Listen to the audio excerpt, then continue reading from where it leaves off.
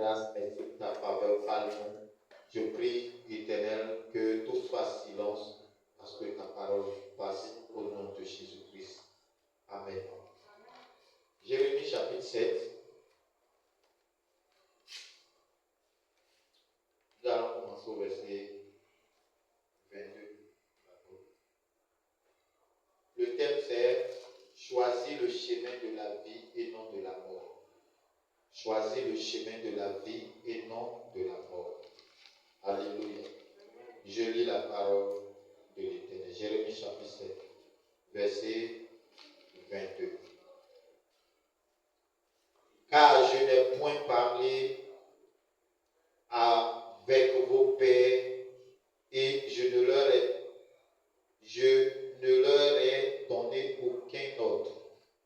Le jour où je les ai fait sortir du pays d'Égypte au sujet des holocaustes et des sacrifices. Alléluia. Le verset 22, je vais expliquer le verset 22. Alléluia. Dieu se révèle à Jérémie et puis Dieu dit à Jérémie que quand il a fait sortir son peuple d'Égypte, il ne leur a pas donné des ordres.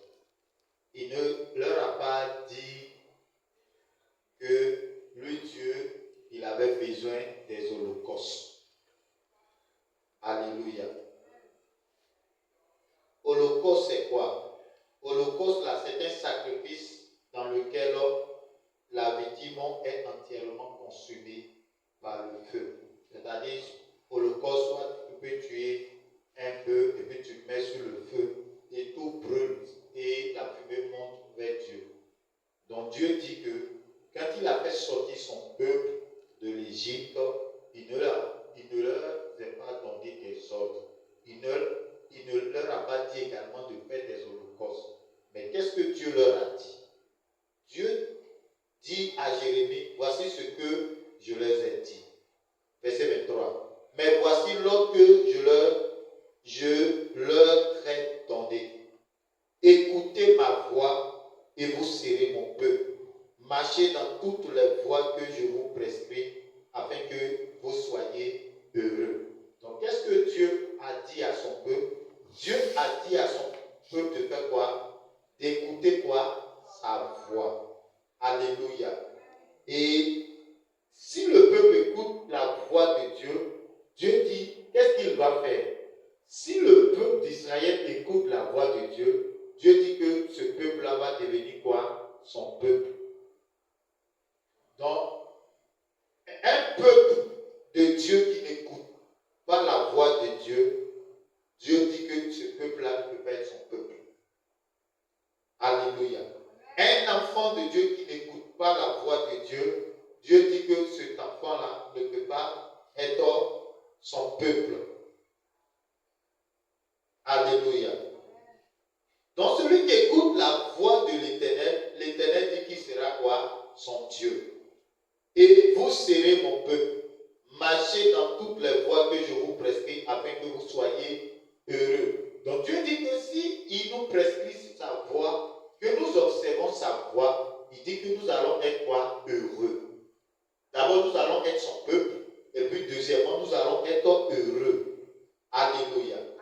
Et quand on poursuit, il dit, et ils n'ont point écouté, ils n'ont point prêté l'oreille. Ils ont suivi les conseils, les penchants de leur mauvais cœur. Ils ont été en arrière et non en avant. Alléluia. Donc, Dieu dit que son peuple n'a pas écouté sa voix. Et pourquoi son peuple n'a pas écouté sa voix? C'est parce que son peuple n'a pas prêté l'oreille à ce que Dieu disait. Alléluia. Est-ce que ce soir, tu prêtes l'oreille à ce que Dieu dit? Alléluia. Alléluia. Amen. Et Dieu dit, ils ont suivi les conseils, les penchants de leur mauvais cœur. Donc, qu'est-ce qu'ils ont fait? Ils ont suivi les conseils et les penchants de leur mauvais cœur. Ce qui veut dire que le peuple a marché selon eux-mêmes leur propre volonté. Et non pas selon la volonté de Dieu. Et plusieurs aujourd'hui font de même. Plusieurs enfants de Dieu font de même. Ils n'écoutent pas Dieu, ils font leur propre volonté. Alléluia. Ils se disent, non, je vais poser cette action, après je vais demander pardon à Dieu. Alléluia. Alléluia. Et Dieu rappelle, il dit quoi? Il dit que ils ont été en arrière et non en avant. Donc celui qui n'écoute pas la voix de Dieu, qu'est-ce qui va se passer? Il sera en arrière. Ce qui veut dire qu'il ne va pas progresser, il ne va pas avancer, il ne va pas aller de l'avant. Ce qui veut dire que tout ce qu'il va faire là va échouer. Alléluia. Amen. Et quand on poursuit, il dit, depuis le jour où vos pères sont sortis du pays d'Égypte jusqu'à ce jour, je vous ai envoyé tous mes serviteurs, les prophètes, je les ai envoyés chaque jour, dès le matin. Mais ils ne m'ont point écouté, ils n'ont point prêté l'oreille, ils ont réduit leur cou, ils ont fait le mal plus que leur père. Donc, d'abord, leurs pères ont fait le mal, mais leurs descendants, leurs enfants également n'ont pas écouté Dieu. Dieu dit que chaque matin, il envoyait ses prophètes pour parler à son peuple, pour crier vers son peuple, mais le peuple n'a pas écouté la voix de Dieu. Le peuple n'a pas écouté la voix de Dieu au travers de la bouche de ses prophètes. Quand le prophète sortait et il disait, vous vivez mal, repentez-vous, changez de vie, ils disent, oh, toi, tu étais là-bas. Alléluia. Amen. Et Jérémie a prophétisé lorsque nous arrivons dans le livre de Jérémie, chapitre 21, nous allons voir, avant le chapitre 21, nous allons lire le verset 27. On a déjà lu ça. Le verset 28. Alors dis-leur, c'est ici la nation qui n'écoute pas la voix de l'Éternel son Dieu et qui ne veut pas recevoir instruction. La vérité a disparu. Elle s'est retirée de leur bouche. Alléluia. Amen. Comme ils n'écoutent pas la voix de Dieu, qu'est-ce qui s'est passé? Ils n'écoutent pas la voix de Dieu. Qu'est-ce qui s'est passé? Dieu dit que la vérité s'est retirée de leur bouche. Ce qui veut dire, ce qui sort de leur bouche maintenant, c'est le mensonge. Le mensonge qu'ils embellissent en la vérité. Alléluia. Or, un mensonge embelli ne sera jamais la vérité. Alléluia. Amen. Amen. Donc, il dit, et la vérité a disparu. Elle s'est retirée de leur bouche. Alléluia. Ils aiment tellement le mensonge qu'ils n'aiment plus les paroles de Dieu. Et quand quelqu'un vient pour les flatter, ils aiment bien ça. Alléluia. Le chapitre 21. Chapitre 21. Vous êtes. Le chapitre 21, voici ce qui est dit. La parole dit, voici la parole qui fut adressée à Jérémie de la part de l'Éternel, lorsque le roi Sédécias lui envoya Pashur, fils de Malkija, et Sophonie, fils de Maséja, le sacrificateur, pour lui dire, consulte pour nous l'Éternel, car Nebuchadnezzar, roi de Babylone, nous fait la guerre. Peut-être l'Éternel fera-t-il en notre faveur un de ses miracles afin qu'il s'éloigne de nous. Alléluia. Donc Jérémie a prophétisé. Et pendant ce temps, qui était le roi? Le roi, c'était le roi Sédécias, le roi de Juda. C'était le roi Sédécias. Et la Bible dit que Jérémie a prophétisé pour qu'il change de vie et pour qu'il mette le peuple sur la bonne voie, mais la Bible dit qu'ils ont réduit leur cours. Ils ont fermé leur cœur à la parole de l'Éternel. Ils ont fermé leur cœur à la voix de Dieu. Ils ont refusé de se repentir. Et maintenant que le roi Nebuchadnezzar, parce que Jérémie avait prophétisé pour leur dire que s'ils ne changeaient pas, Dieu allait envoyer des troupes armées qui allaient venir les envahir. Alléluia. Amen. Et puis ils disent que non, mais le temple est chez nous. On ne peut pas être envahi. Le temple, Dieu lui-même réside au sein de Jérusalem. Donc on ne peut pas être envahi. Alléluia. Amen. Alléluia. Amen. Et c'est ce que plusieurs font. Non, mais moi je vais à l'église. Comme je vais à l'église là.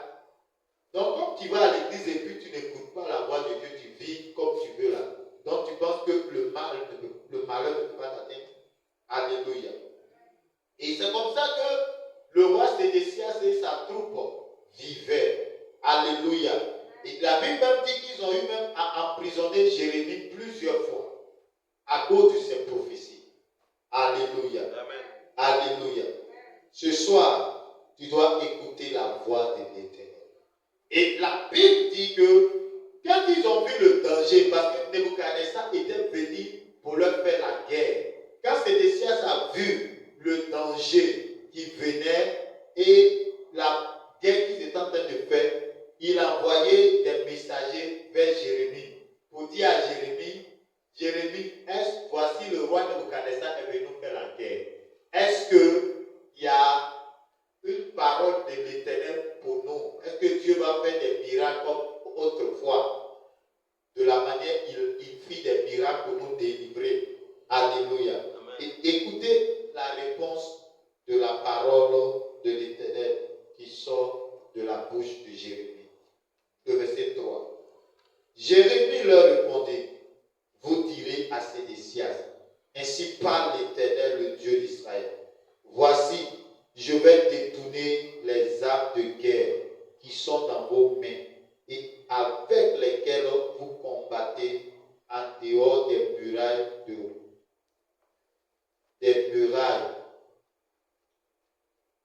Le roi de Babylone et les Chaldéens qui vous assiègent, et je les rassemblerai au milieu de cette ville. Puis je combattrai contre vous, la main étendue et le bras fort, avec colère, avec fureur, avec une grande irritation. Je frapperai les habitants de cette ville, les hommes et les bêtes. Ils mourront d'une peste affreuse. Alléluia. Amen.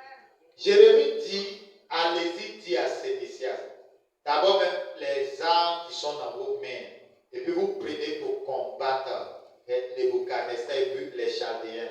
Je vais retourner même vous-même vos propres armes là, contre vous-même. Je vais retirer contre la troupe de Nebuchadnezzar et puis les Chaldéens.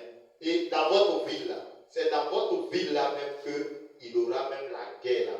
Et je vais envoyer même la peste contre vous. Alléluia.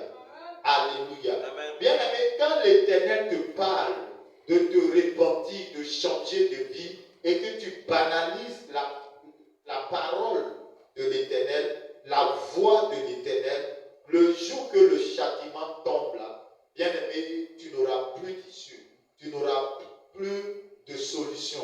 Vous voyez, le monsieur est venu chercher la solution. Ce jour-là, qu'est-ce qui s'est passé? Ce sont des paroles dures que l'Éternel leur a dressées. Alléluia. Puis je combattrai contre vous, la main étendue et le bras fort, avec colère, avec fureur, avec une grande irritation. Donc l'Éternel dit qu'il va les combattre avec fureur. Il va combattre son peuple. Il va combattre son peuple. Donc il arrive par moment, lorsque Dieu t'a parlé, lorsque Dieu t'a averti, et que tu fais à ta tête, et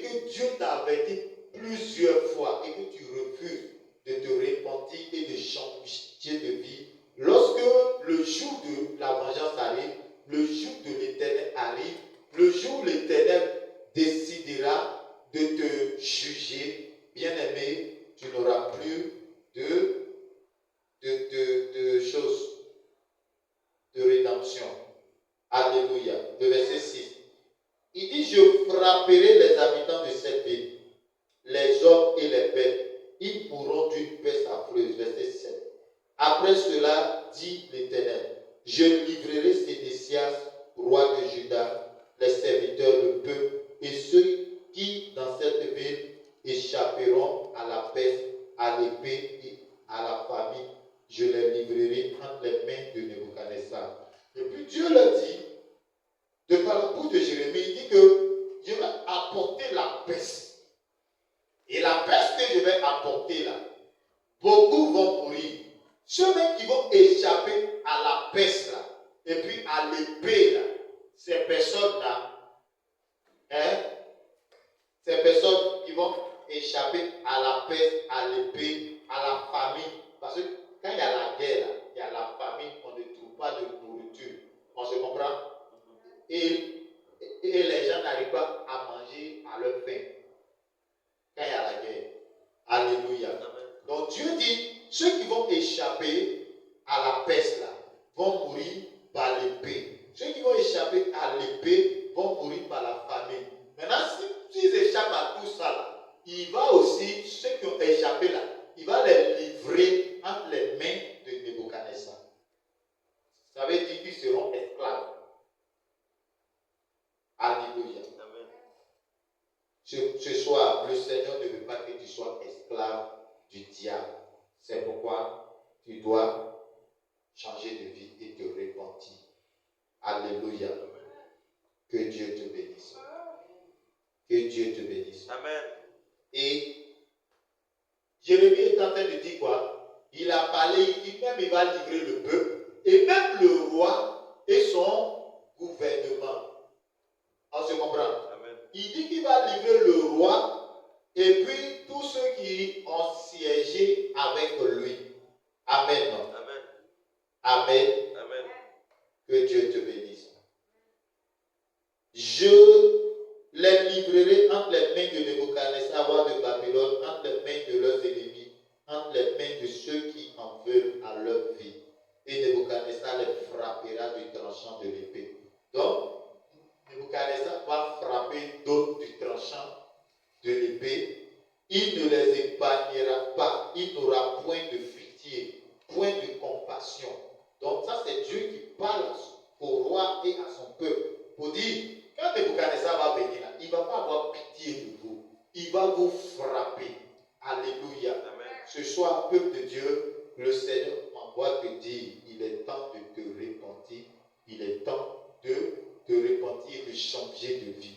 Parce que quand la colère arrive, bien-aimé, tu ne peux pas échapper. Amen. Amen. Le verset 8. Tu diras à ce peuple, ainsi parle l'Éternel, voici je mets devant vous le chemin de la vie. Là j'ai tiré le thème. Et le chemin de la mort. Celui qui restera dans cette ville mourra par l'épée, par la famine ou par la peste. Mais celui qui sortira pour se rendre aux Chaldéens, qui vous assiège, aura la vie sauve et sa vie sera son butin. Alléluia. Donc il dit que si celui qui va essayer de rester dans la ville, celui qui va essayer de rester dans la ville là, cette personne-là sera tuée. Mais celui qui va se rendre aux Chaldéens là, leurs vies seront épargnées. Ce qui veut dire que Dieu a décidé que son peuple parte en captivité. Pourquoi? Parce qu'il a parlé à son peuple et son peuple n'a pas obéi à sa voix. Il n'a pas écouté sa voix. Alléluia. Donc un peuple qui n'écoute pas la voix de Dieu, son issue c'est la captivité. Un peuple qui refuse de prendre la voie de la vie, c'est que ce peuple va choisir la voie de la mort. Parce qu'il y a deux voies. Il y a la voie de la vie. Et Dieu nous interpelle à prendre la voie de la vie, qui est la voie de la repentance, qui est la voie d'obéir à Christ, de donner sa vie à Christ véritablement. Si tu es tombé, il faut te repentir et il faut revenir au Seigneur véritablement. Alléluia. Alléluia. Amen. Il faut revenir à ton Dieu. Ce soir, tu dois demander pardon à ton Dieu de là où tu es tombé et reviens à ton Dieu. Alléluia. Amen. Reviens à ton premier amour comme le Seigneur pouvait le dire à l'Église. Que là où tu es tombé, souviens-toi de là où tu es tombé et répands-toi. Amen. Amen. Amen. Où est-ce que tu es tombé? Ce soir, le Seigneur te demande de te repentir. Église de Dieu, où est-ce que tu es tombé? Peuple de Dieu, où est-ce que tu es tombé? Le Seigneur te demande de te repentir et de revenir à lui. Alléluia. Alléluia. Donc Dieu nous demande de nous repentir et de revenir à lui de tous nos cœurs. Amen. Est-ce que ce soir, tu vas choisir le chemin de la vie? Choisir le chemin de la vie, c'est de choisir de se repentir. C'est de choisir de changer de vie. C'est de choisir de marcher avec le Seigneur. C'est de choisir d'écouter la voix de l'Éternel. Alléluia. Si tu décides de choisir également la voie de la mort, c'est que c'est la mort qui t'atteindra. C'est la peste qui va t'atteindre. C'est la maladie qui va t'atteindre. C'est la souffrance qui va t'atteindre. Mais ce soir, le Seigneur te demande de choisir la voie de la vie. Alléluia. Il dit, celui qui restera dans cette ville mourra par l'épée. Mais par l'épée, par la famine ou par la peste. Mais celui qui sortira pour se rendre aux Chaldéens qui vous assiègent aura la vie sauve et sa vie sera son butin. Alléluia.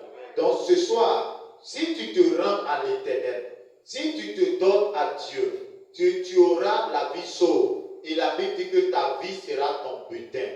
Ça veut dire le butin, c'est quoi? Le butin, c'est ce que tu gagnes.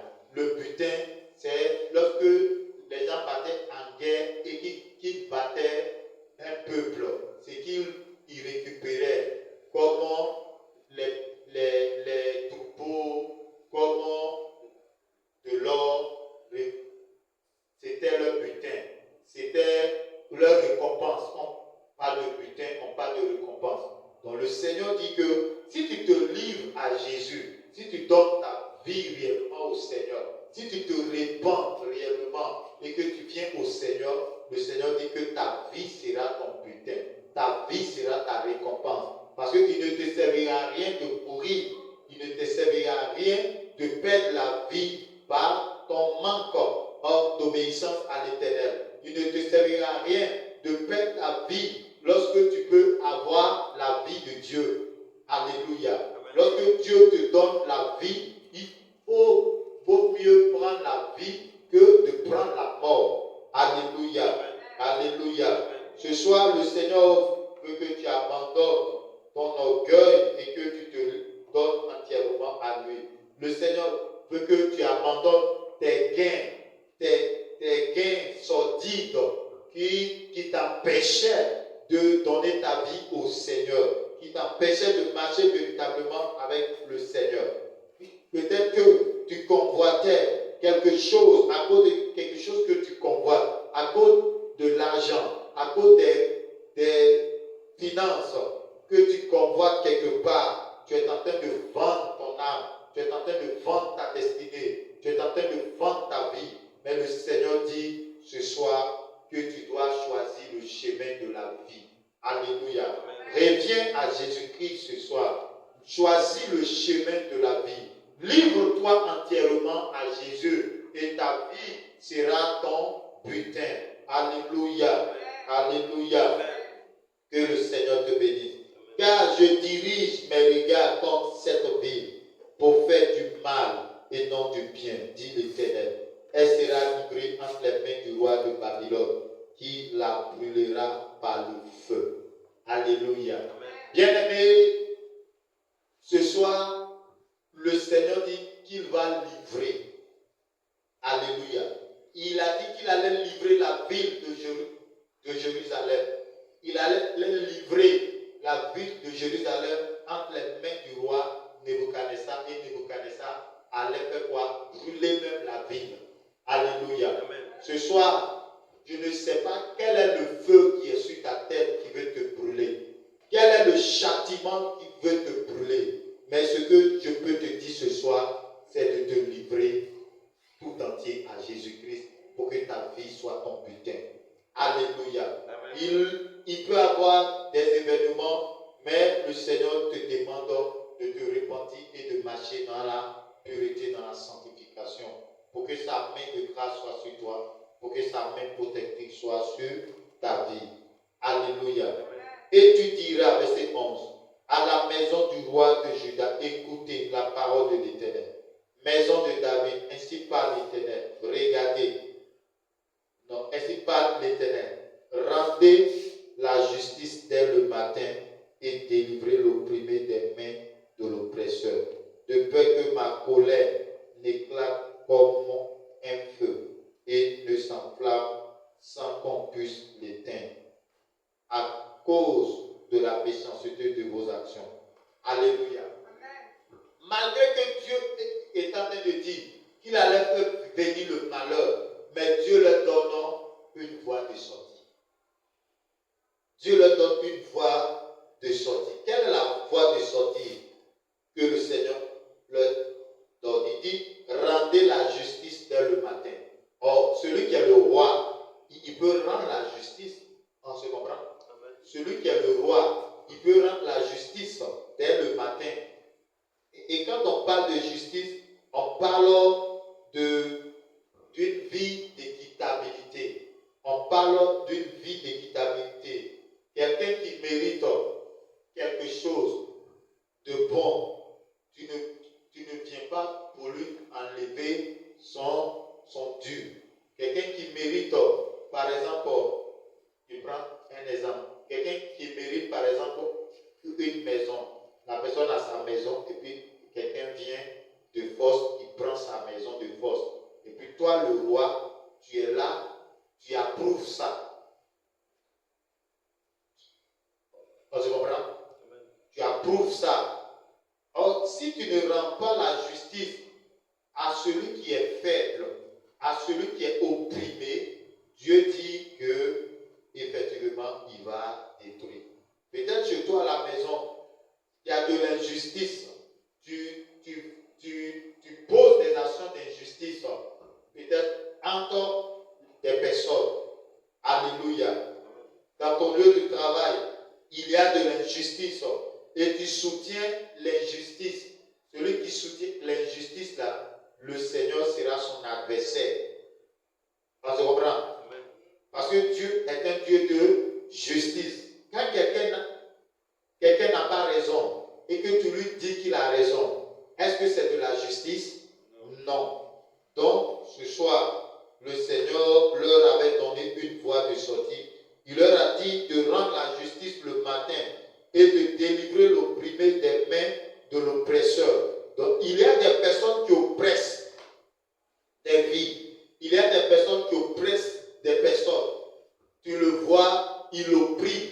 Souvent même, quand on parle d'oppression, on peut voir, par exemple, dans une famille, une femme qui est mariée et peut-être qu'il y a l'enfant d'une autre femme qui vient chez elle et elle commence à maltraiter ce dernier et puis elle chérit ses propres enfants. On parle de quoi?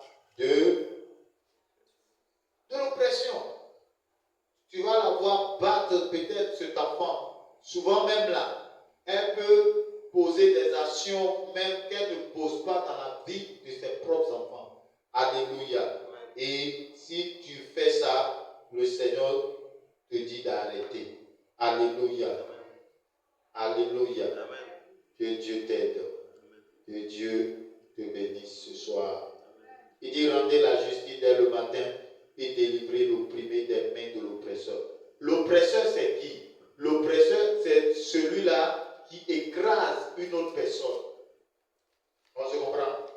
C'est celui-là qui écrase une personne, c'est celui-là qui écrase une population, c'est celui-là qui écrase un peuple. Et celui qui est opprimé, c'est celui qui est écrasé. C'est celui qui n'a pas de voix. Quand il crie, personne ne l'aide, personne ne l'entend. Alléluia. Personne ne veut lui venir en aide. Mais si quelqu'un est oppressé, est opprimé, que personne ne veut lui rendre justice, l'Éternel va se lever pour rendre rendre justice. Alléluia. Alléluia. Alléluia.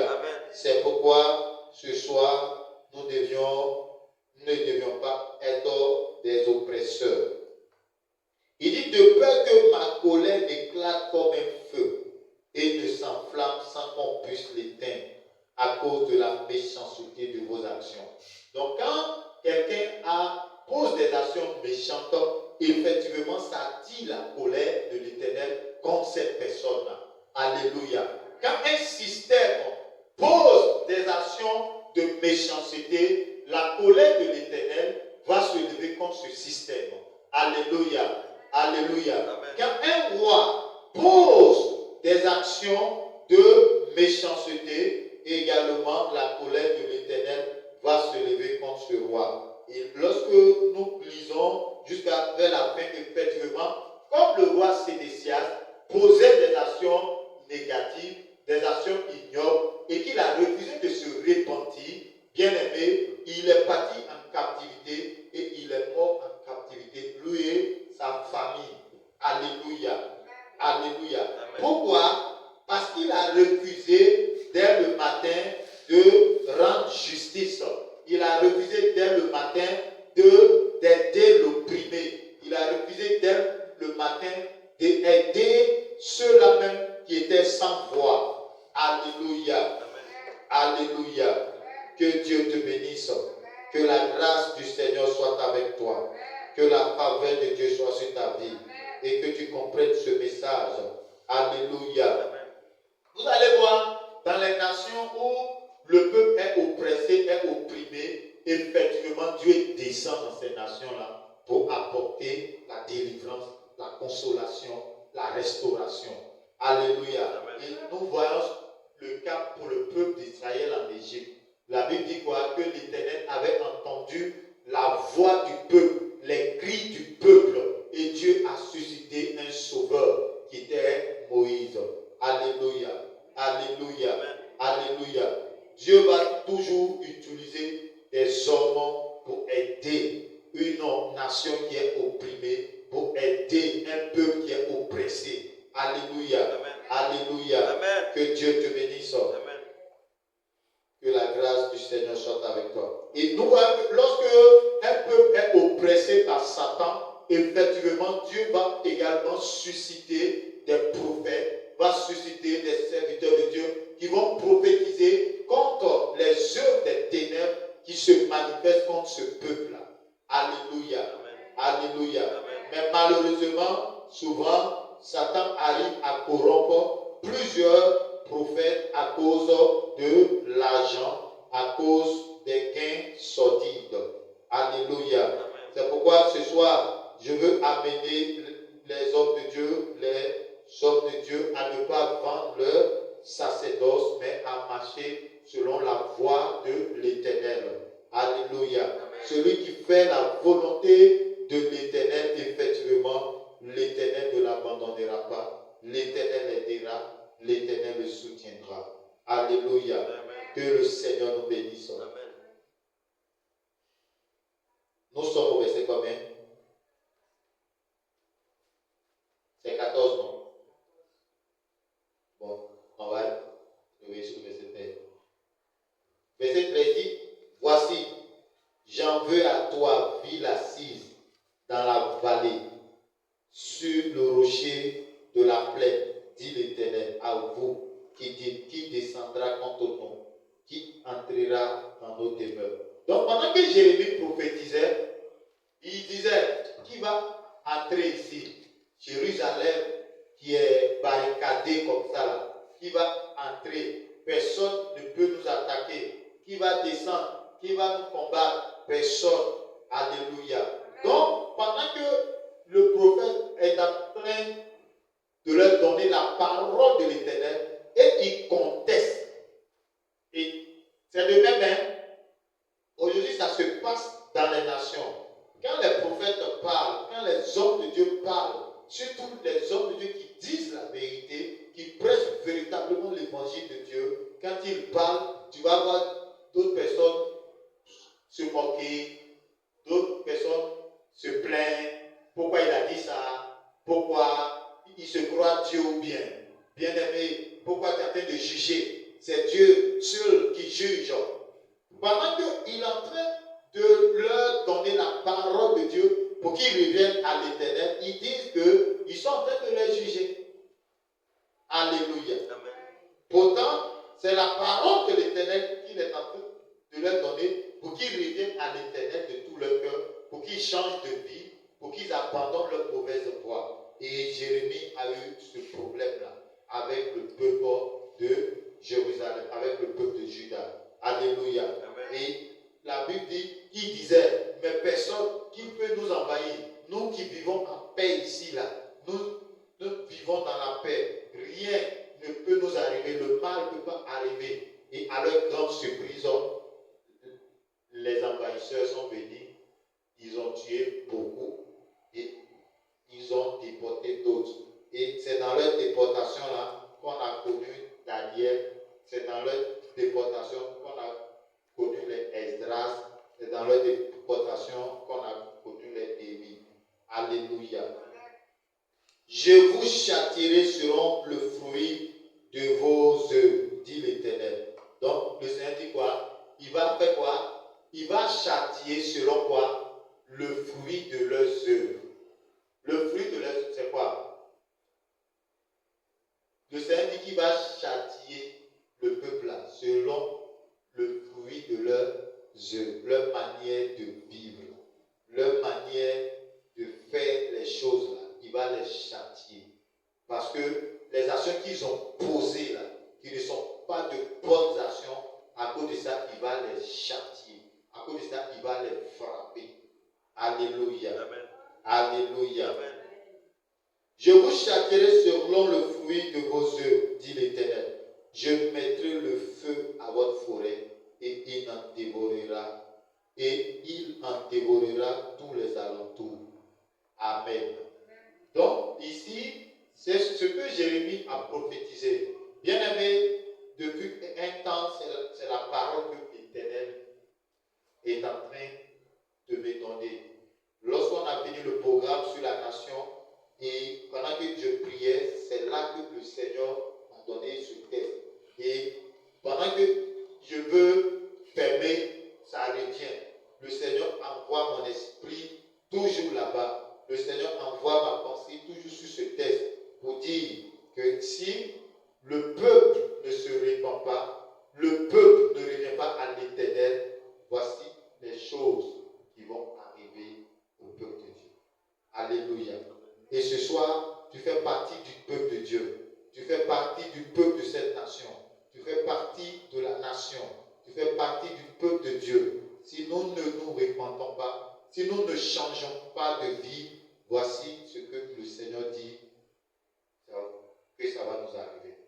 Donc c'est pourquoi ce soir, que chacun peut être conscient dans l'Église, dans la nation, à se livrer totalement à l'Éternel, à choisir la vie et non le chemin de la mort. Alléluia. À choisir Jésus, à se repentir de ses péchés. Alléluia. Amen. Le péché n'est pas à cajoler. Le péché n'est pas à cajoler ni à caresser. Parce que le péché est un destructeur. Le péché tue. Le péché égorge. Le péché anéantit. C'est pourquoi chacun doit se repentir et revenir à l'Éternel de tout son cœur.